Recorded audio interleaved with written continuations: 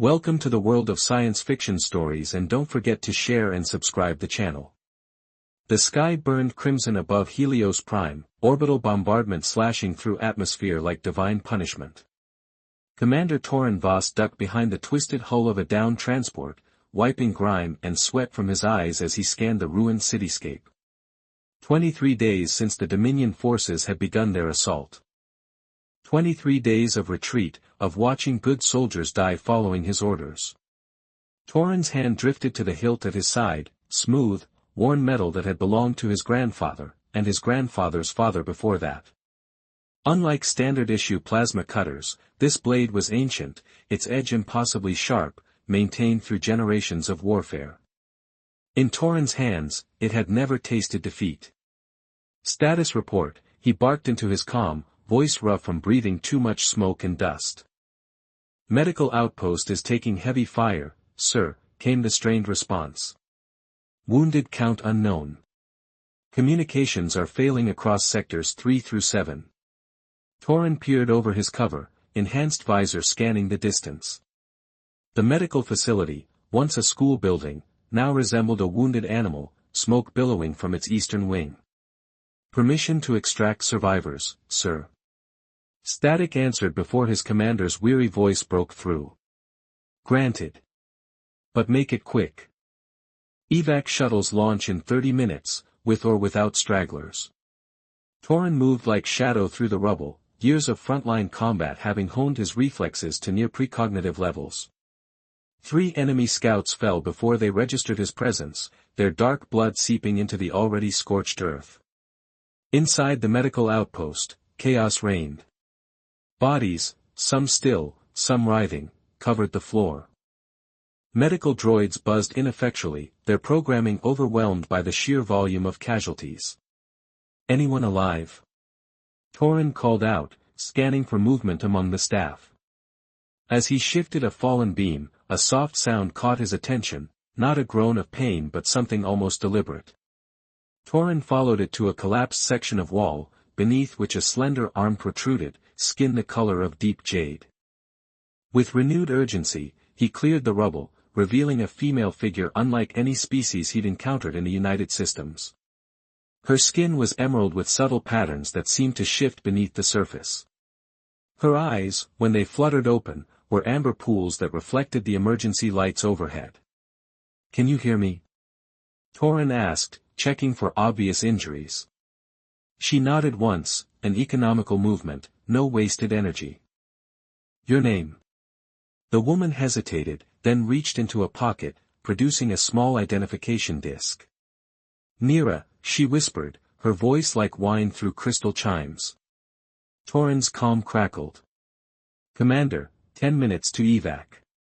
He glanced at the mysterious survivor, then at the other wounded. The math was brutal but clear, he couldn't save them all, not in 10 minutes. Military protocol dictated taking the most salvageable personnel first. This jade-skinned unknown wasn't even on the list of priorities.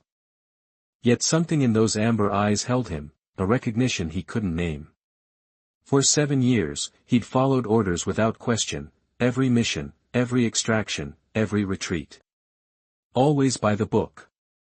The book had gotten people killed. "Sir, extracting one survivor," he reported, scooping the woman into his arms. "Heading to evac point." "Just one, Commander."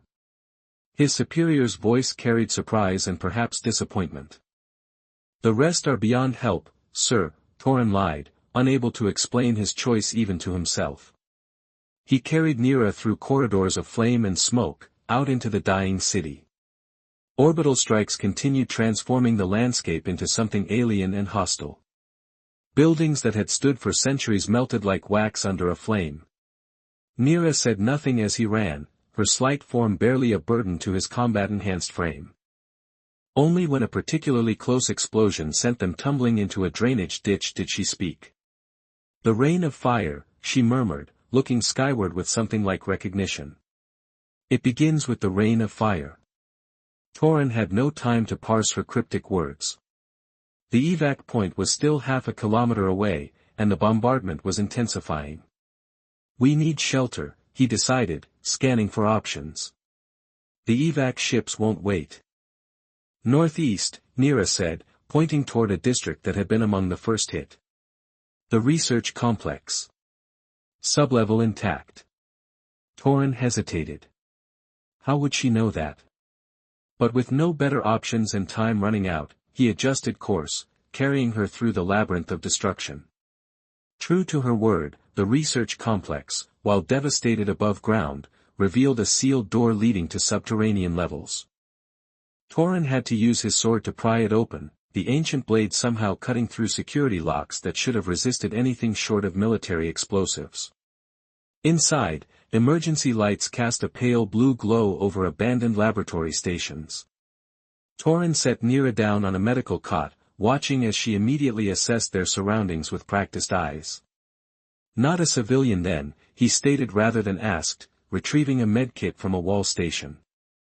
We all serve in different ways, Neera replied, her gaze never leaving his face.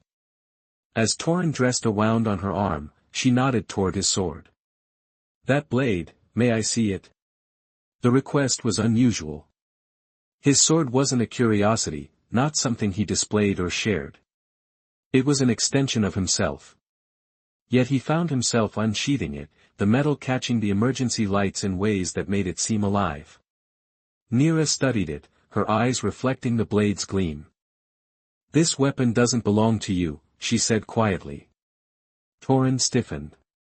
It was my grandfather's. No. Neera shook her head. It's waiting for someone else. Not yet. Not here. The words shouldn't have meant anything, mystic babbling from a traumatized survivor. Yet something in her tone resonated with a doubt he'd carried since inheriting the blade. It had always felt provisional in his hands, borrowed somehow. Who are you? He asked. Neera's gaze drifted toward the ceiling, toward the battle they could still feel vibrating through the laboratory's foundations. Someone who has seen too much, she finally answered. Someone who couldn't continue once they'd seen it. They sat in silence as the bombardment continued overhead. Torin found himself studying the sword in his hands, its familiar weight suddenly strange. Without fully understanding why, he extended the hilt toward her. Take it, he said. Surprise flickered across Neera's features. Why would you? You saved me from surrendering to this war, Torin interrupted, the words emerging from someplace deeper than conscious thought. This blade deserves to be held by someone who still remembers what we fight for. Her fingers closed around the hilt, and something shifted in the room's atmosphere, like puzzle pieces aligning after too long apart. The sword wasn't just a weapon being transferred, it was trust. And as Neera's fingers wrapped around the ancient blade of Terra, neither of them could know how this simple act would soon reshape the fate of entire worlds. Dawn broke over Helios Prime's ruins with reluctant light, as if the sun itself hesitated to illuminate what remained of the once vibrant world. Torin and Neera emerged from the research complex to a landscape transformed by destruction, a dreamscape of broken technology and shattered lives. The orbital bombardment had ceased during the night, leaving an uncanny silence in its wake. Above, the sky showed patches of its natural azure between drifting clouds of smoke and ash. The evacuation shuttles will be gone, Torin said, surveying the horizon. Command will have set up secondary extraction points for stragglers and resistance cells. Neera nodded, her fingers resting lightly on the hilt of his ancestral sword now strapped to her waist. West, she said with quiet certainty. Along the river basin. There's an old mining facility with operational landing pads. Again, Torin wondered at her knowledge but didn't question it. Her information had proven accurate before, and he had few alternatives. They traveled across the broken landscape, evading Dominion patrols, scavenging supplies, and occasionally engaging enemies when stealth failed. Neera knew hidden paths that shouldn't have existed on any standard map, maintenance tunnels, abandoned transit lines, subterranean access points that bypassed heavily patrolled areas. She fought at his side with uncanny precision, saved his life more than once. As nights fell, They shared meager rations and the warmth of reclaimed emergency heaters in the shells of buildings or caves carved by bombardment into once-solid structures. On the third night, as they sheltered in the basement of a collapsed communications tower, Torin finally voiced the question that had been building since they began their journey. "You know too much about Dominion patrol patterns," he said, watching her closely.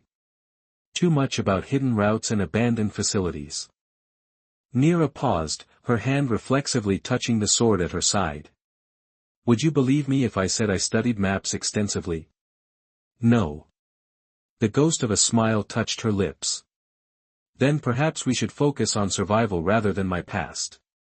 "Your past might determine our survival," Torin countered. Before she could respond, a sudden burst of static from a damaged console startled them both. The screen flickered to life, displaying a face that made Neera freeze mid-motion. Supreme Commander Jarvik's features were cold and calculating, utterly without mercy. His skin was the same jade as Neera's but weathered by years of command, the shifting patterns beneath more pronounced, almost aggressive. "This message repeats on all emergency frequencies," the voice announced, cultured yet chilling. "To all citizens of Helios Prime, your world has fallen as a consequence of harboring enemies of the Dominion. However, your suffering can end." The camera pulled back, revealing Jarvik standing before a massive holographic display of the planet. "My blood daughter has stolen something of great importance. Return her to any Dominion checkpoint, and your evacuation will be permitted. Shelter her, and this," he gestured, and the holographic planet began to glow red, then white, then disintegrate into dust, "will be your fate in 72 hours when the cleansing protocol activates." Neera's face had gone ashen, her fingers digging into her palms hard enough to draw blood. "He never makes threats he doesn't intend to keep," she whispered. Jarvik leaned closer to the camera, his eyes seeming to lock directly onto the screen. "To my daughter, you know what you've done. You know what is at stake. Your rebellion costs lives with every passing hour. Their blood is on your hands now, not mine." The message ended, leaving them in silence broken only by the distant rumble of artillery. Torin studied Neera's face. "That's the first time I've seen him, the architect of all this destruction." "Your father?" "Biologically," she corrected, her voice tight. "Nothing more. He seems very determined to get you back." "Not me," she said bitterly. "The codes. I'm just the vessel." Torin considered her words, then asked the question that had been building since they had begun their journey. "If he's willing to destroy entire systems, what makes you different? Why did you choose to turn against everything you knew?" Neera's gaze grew distant. "He raised me to be his perfect weapon, to see the galaxy as he does, as pieces on a game board. But he made one mistake." A ghost of a smile touched her lips. "He let me see too much of the universe before he tried to convince me it was worthless." They set out across the devastated cityscape, staying low, moving from cover to cover. The Dominion ground forces were securing their bombardment's gains, their patrol patterns becoming evident as Torin and Neera observed from the shadows. During a moment of rest in the hollow shell of what had once been a public garden, Torin watched as Neera drew the sword, testing its balance with practiced movements. She moved like water, fluid, continuous, yet precisely controlled. Each stance flowed into the next without hesitation or wasted energy. "You've used a blade before," he observed. "Many kinds of weapons. Many kinds of wars," she replied softly. Torin's eyes lingered on the sword in her hands, his sword, his family's legacy. For generations it had passed from parent to child, a symbol of duty and honor. Yet in her hands, it looked right, as if it had been waiting for her all along. "My grandfather told me," he said slowly, "that the sword chooses its bearer, that it has a consciousness of sorts. I always thought it was just a story to make a child respect a family heirloom."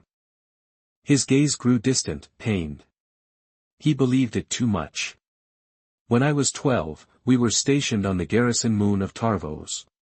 There was an insurgent attack, brutal, unexpected. My grandfather had the civilians nearly evacuated when he realized he'd left the sword in our quarters. Torin's voice tightened. He went back for it, into a building already compromised by structural damage. My grandmother begged him not to, said it was just metal, replaceable. But to him, it was everything, his honor, his identity. He fell silent for a moment, the memory still raw despite the years. The building collapsed with him inside.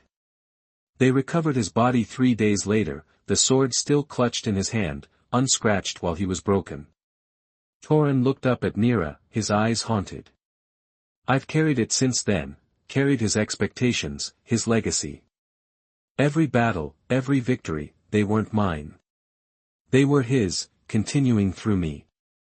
Nira studied the blade's edge, which caught the dying light like a sliver of captured star.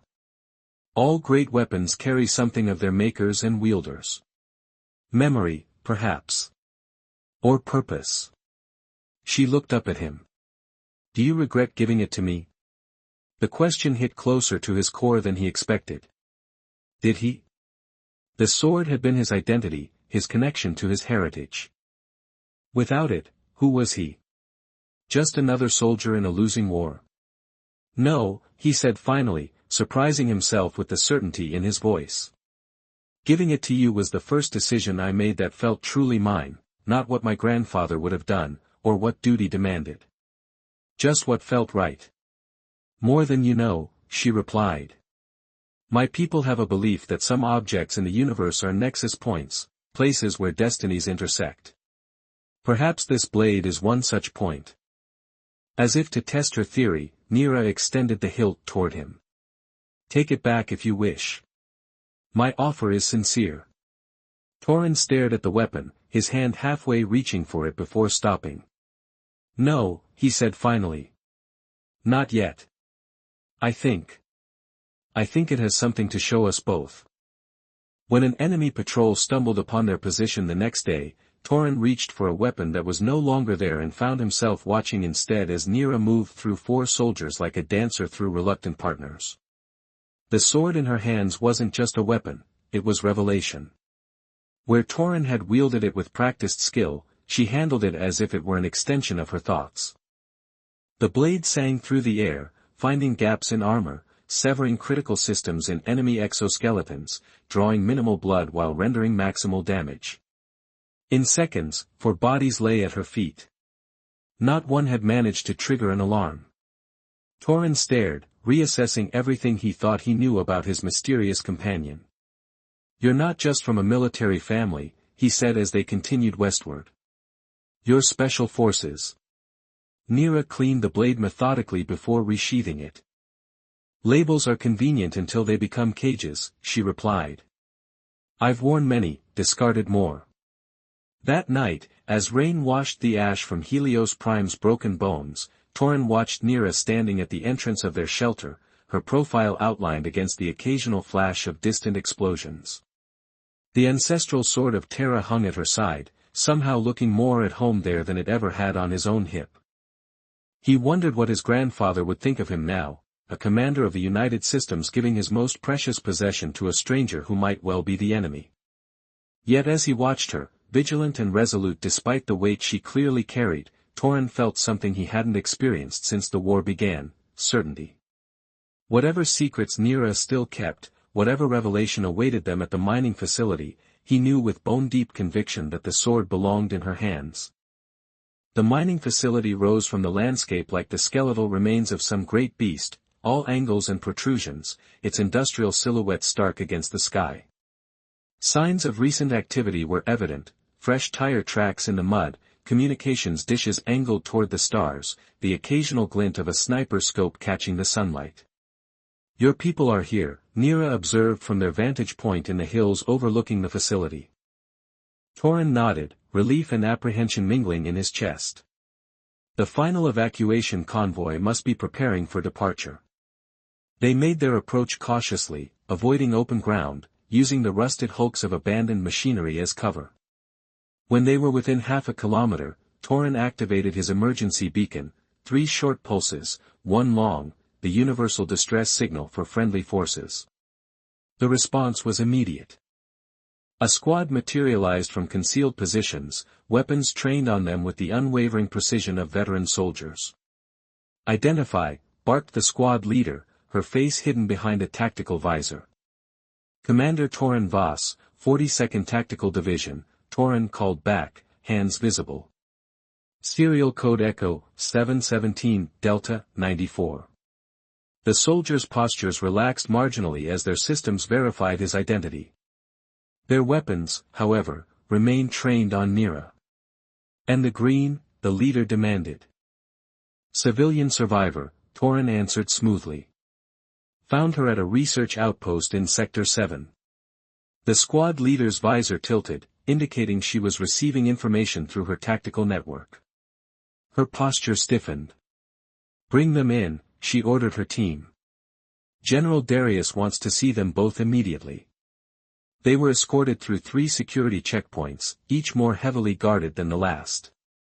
The mining facility had been converted into a fortified base of operations, its cavernous interior filled with military equipment, wounded personnel, and the controlled chaos of an evacuation in progress.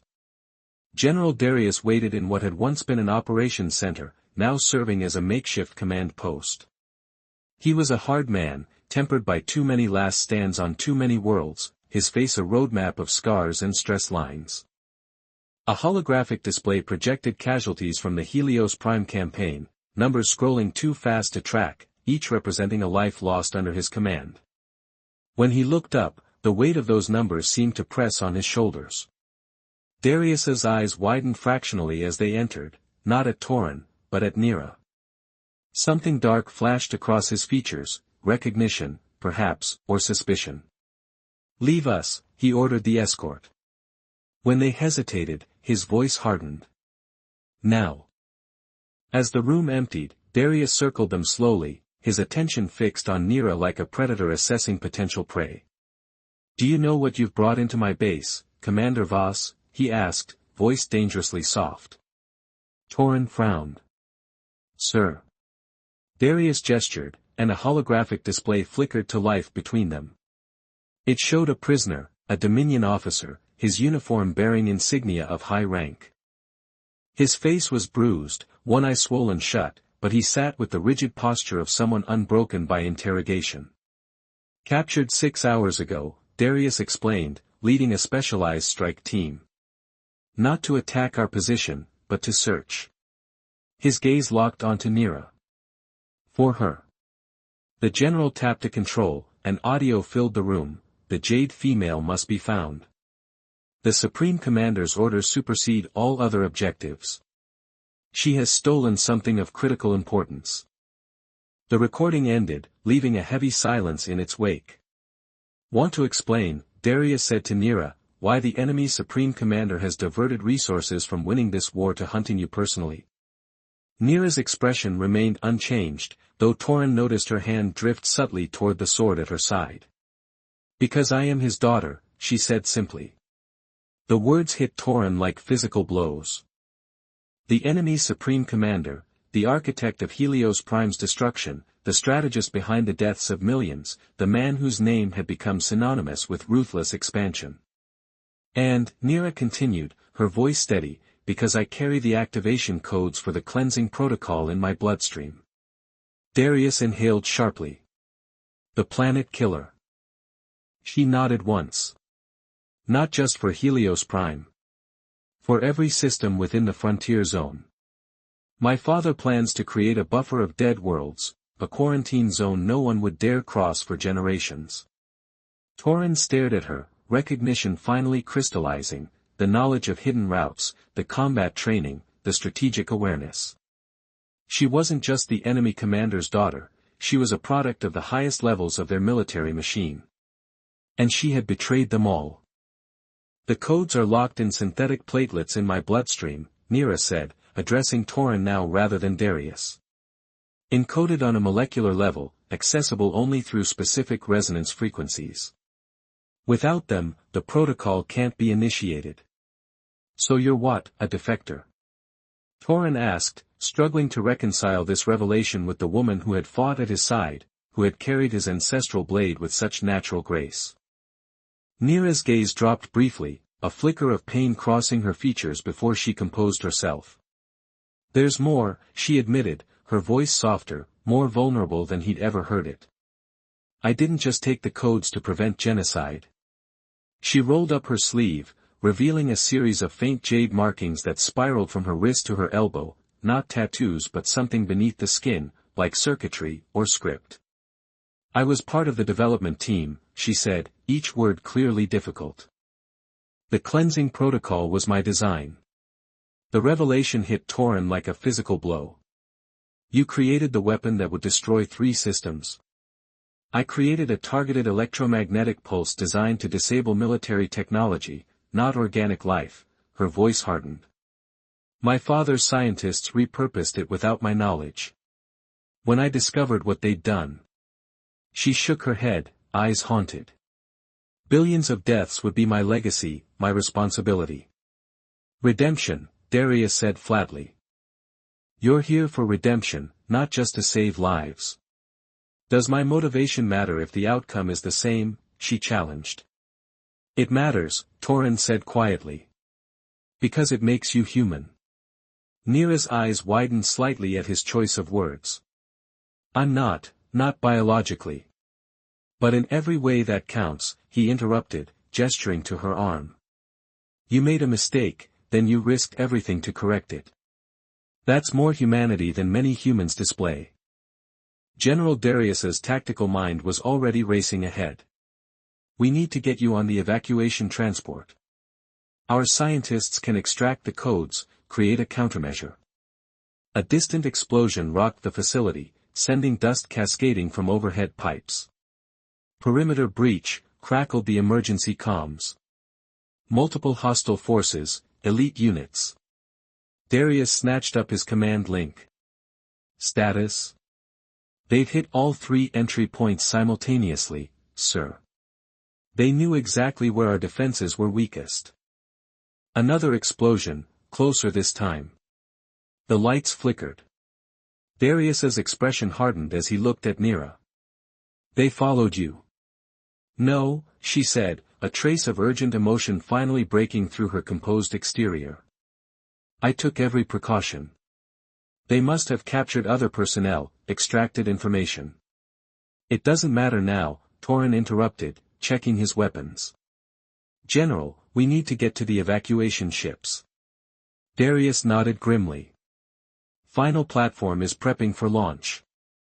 10 minutes maximum. I'll coordinate defensive positions to buy time."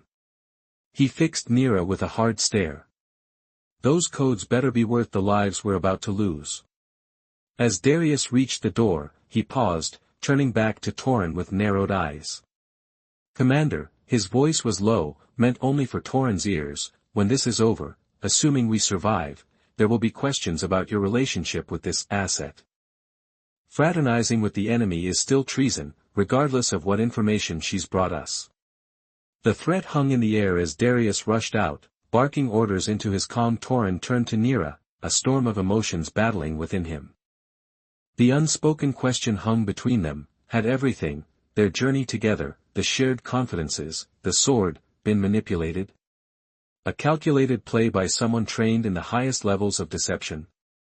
He had spent years fighting her people, had watched comrades die screaming under their fire, and now he was risking everything: his career, the trust of his fellow soldiers, potentially his life, for her. Why? She met his gaze unflinchingly.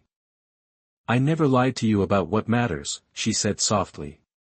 "Only about what I was running from." Before he could respond, the door burst open.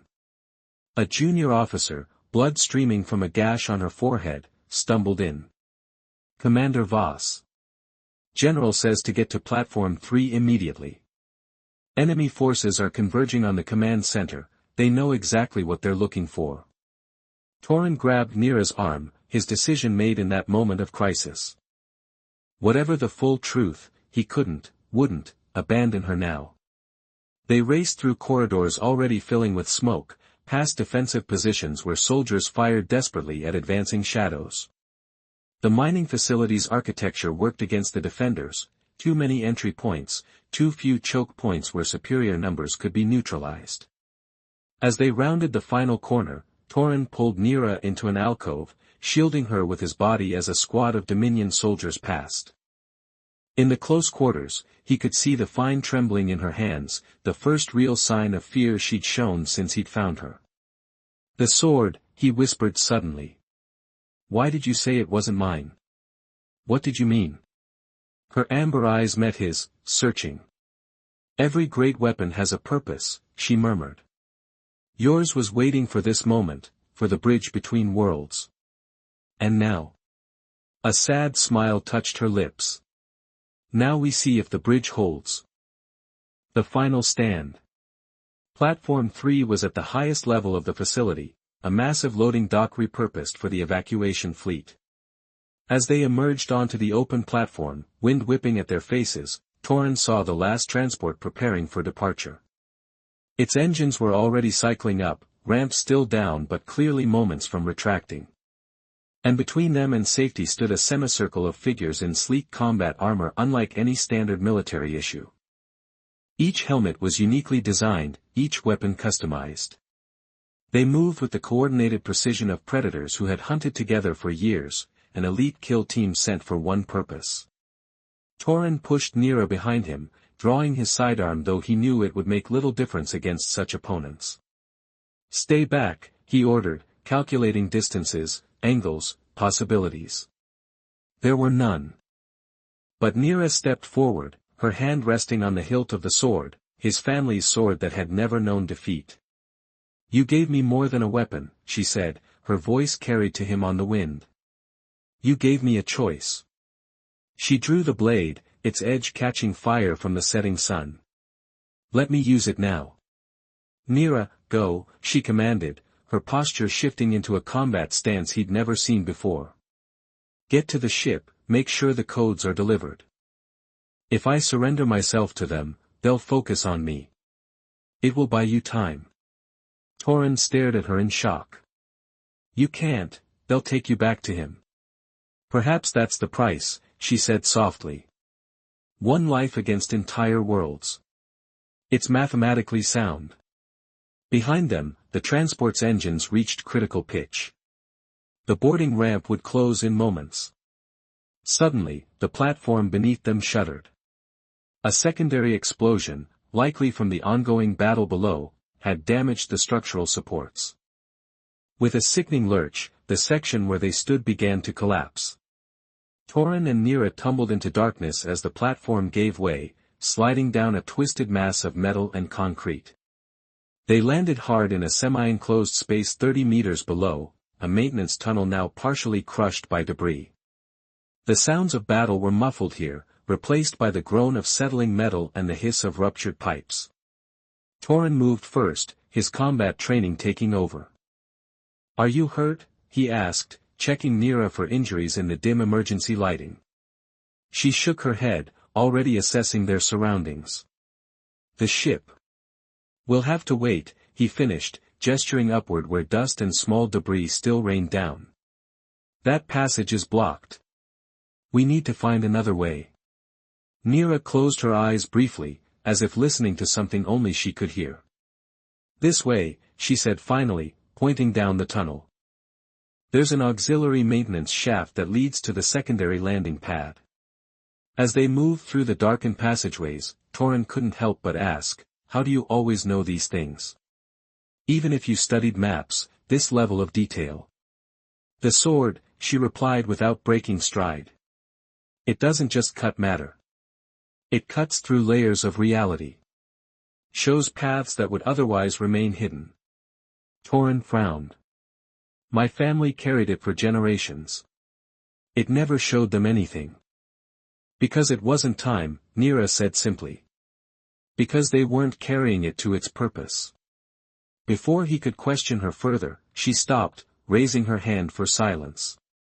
Ahead, they could hear the distinctive sound of Dominion armor, the quiet whir of joint servos, the soft click of weapons being primed. 3, maybe 4, Torin whispered, reaching for his sidearm. Nira unsheathed the sword, its blade seeming to drink in what little light existed in the tunnel. Stay here. Nira. Trust me, she said, her eyes meeting his. One last time. She moved forward into the darkness, her jade skin making her nearly invisible in the shadows. Torin heard nothing for several heartbeats, no combat, no cries of alarm. Then she returned, wiping the blade clean on a piece of cloth. Clear, she said simply. They continued through the labyrinth of maintenance passages, climbing upward where possible, always moving toward the distant rumble of engines. Finally, they emerged onto a smaller, secondary landing pad where a medical transport was being loaded with the last of the wounded. Commander Voss, a surprised voice called. A young lieutenant rushed toward them. General Darius reported you missing, presumed lost when Platform 3 collapsed. We found an alternate route, Torin explained, ushering Nira toward the ship. Is there room for 2 more? The lieutenant nodded. Barely. We launch in 3 minutes. As they approached the ramp, a new sound cut through the chaos, the distinctive whine of a Dominion dropship descending rapidly from above. Its weapons ports were already opening, targeting systems locking onto the medical transport.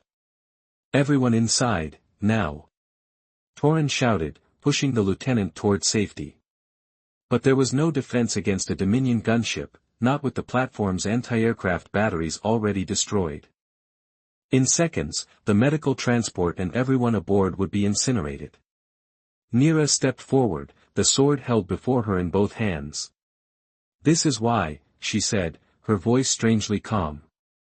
This is what it was waiting for. Before Torin could stop her, she raised the blade high. The ancient metal caught the light strangely, seeming to bend it, refocus it. Energy began to flow along the blade's edge, not electricity, but something more fundamental, as if reality itself was being channeled through the metal. Nira, what are you? The bridge, she said, her eyes fixed on the descending dropship. Between destruction and creation. Between your people and mine. Between what is and what could be. The sword began to glow, first dully, then with increasing brightness until Torin had to shield his eyes. The light emanating from it wasn't just illumination, it was power in its purest form, cascading outward in expanding waves. When it reached the Dominion dropship, the vessel simply stopped.